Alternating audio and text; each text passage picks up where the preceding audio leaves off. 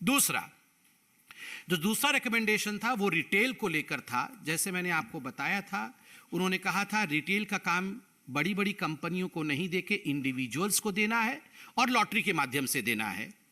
इसमें बड़े अच्छे तरीके से उन्होंने समझाया है 1.3.1 में, the focus should be on preventing any monopolistic tendencies in the liquor trade and therefore not only there should be a regular rotation of licensees but also the licensees should be granted to only eligible individuals who fulfil a certain criteria so that there is little scope for proxy ownership or control that is gained through operation of companies and firms with dummy directors or partners.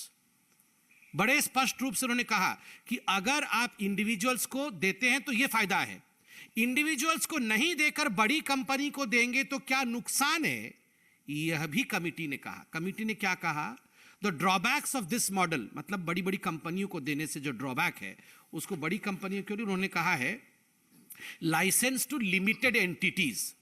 अगर individuals को नहीं देकर limited entities को देंगे तो नुकसान होगा। The drawbacks of this model are that there is highly prone to cartelisation and market capture by limited number of licensees. Cartelisation हो जाएगा, करप्ट लोगों का ग्रुप बन जाएगा और मार्केट कैप्चर हो जाएगा। इतना रिकमेंडेशन, क्लियर कट रिकमेंडेशन, इसमें किसी प्रकार की कोई एम्बिग्विटी नहीं है मनीष सिसोदिया जी। उसके बावजूद आपने इन रिकमेंडेशंस को दरकिनार किया और आपने शराब माफिया को, जिन्होंने कार्टेल बनाया, उन कार्टेल कंपनियों को आपने दिया, उन बड़ी कंपनियों को आपने दिया जो और manufacturers are not allowed into retail. जो मैन्युफैक्चरर्स हैं वो रिटेल में नहीं आ सकते हैं। आपने कमीशन लेके मैन्युफैक्चरर्स जो थे उनको रिटेल में लेके आके, इंडिविजुअल तो दूर, मैन्युफैक्चरर्स को भी इन्वॉल्व कर दिया। और तो और जो ब्लैक लिस्टेड कंपनियां थी उनको भी आप लेके आके इन्वॉल्व करते हैं। क्यों? क्योंकि मोटा माल मिला। पंजाब के चुनाव के समय मोटे माल की आवश्यकता थी। जिसने मोटा माल दिया, इस रिपोर्ट को दरकिनार करके मोटा माल जेब में और वेंड्स अर्थात जो दुकानें होती हैं, जो शराब की दुकानें होती हैं, वो कार्टेल के पास।